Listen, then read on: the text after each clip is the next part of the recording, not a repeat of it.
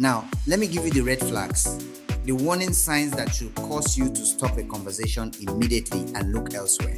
Guaranteed registration in unrealistically short time frames. As we covered in day 4, the realistic timeline is 4 to 9 months in most cases. Anyone guaranteeing registration in 6 weeks is either lying to you or planning to cut corners in ways that will cost you far more later. Unwillingness to provide references or registration examples. A legitimate firm with genuine track record has nothing to hide.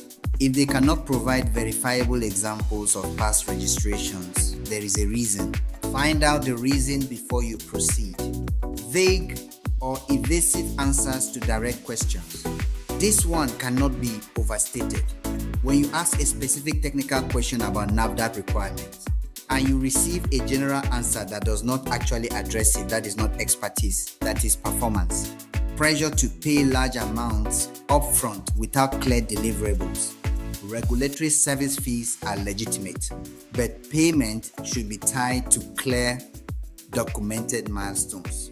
Upfront payment demands of 50 or 100% before any work begins is a significant warning sign. No verifiable physical office or business address. In the digital age, it is entirely possible to create a convincing looking business presence with nothing behind it. Verify the address. Ask for a video call from the office. Look for Google Street View. If the office address they provide does not appear to be a real commercial space, investigate before proceeding. Inability to explain NAFDAC processes accurately and in specific detail. This is the ultimate test. If you have watched even this series of videos, you now know enough to ask informed questions. A genuine regulatory expert will answer them specifically, accurately, and with confidence. Trust your instincts. I said this in my book, and I will say it here. If something feels off, if a conversation feels evasive, or a price feels suspiciously low, do not override your instinct with wishful thinking. In 30 years, I have watched importers ignore clear warning signs because they were eager to start. Every one of those importers paid for it. Now, today's free resource is one of the most practically useful things I have put together for this series, and it is designed for exactly this stage of your journey. It is the Nigerian Agent Due Diligence Checklist. 7 steps, a structured fill-in document that walks you exactly through each of the 7 due diligence steps we covered earlier today. For every step, it will tell you exactly what to ask, what to look for, what constitutes a satisfactory answer, and of course, what constitutes a red flag.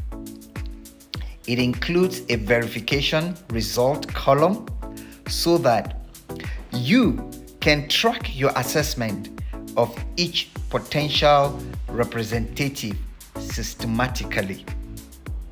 Now, at the bottom is a red flags section, a quick scan reference, if you call it, which you can use to assess any conversation at any point in your vetting process. And also, at the very end, a final decision framework, green in color, amber in color, or red. These have clear guidance on what each outcome means for whether you should proceed or not. Now, this is the document that would have protected the importers I have watched many years go wrong with their representative choices. You can download it for free. The link is, of course, in the description right below here.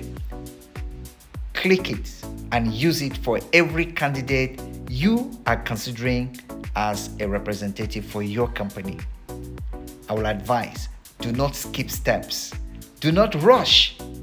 It's only 30 minutes.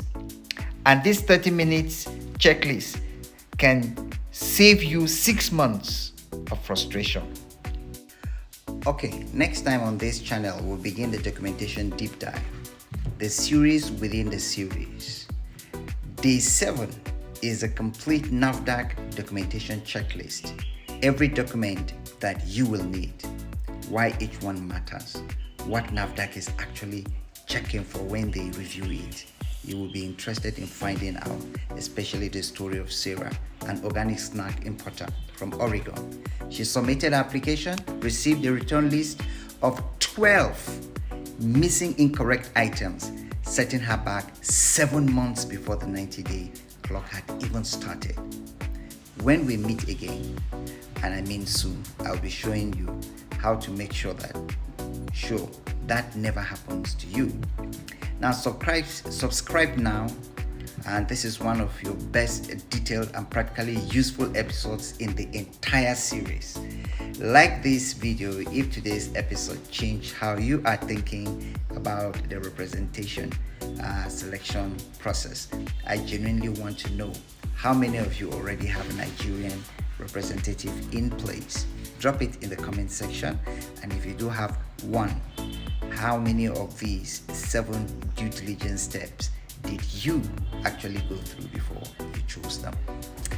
I try to read everything that is there. My name is Namtin Mulak Daddy, and this is the Food Importers Blueprint, Nigeria Hope. Choose your representative with the same care you give to your product. This decision, if done very, very well, will shape everything that follows. I'll see you very soon.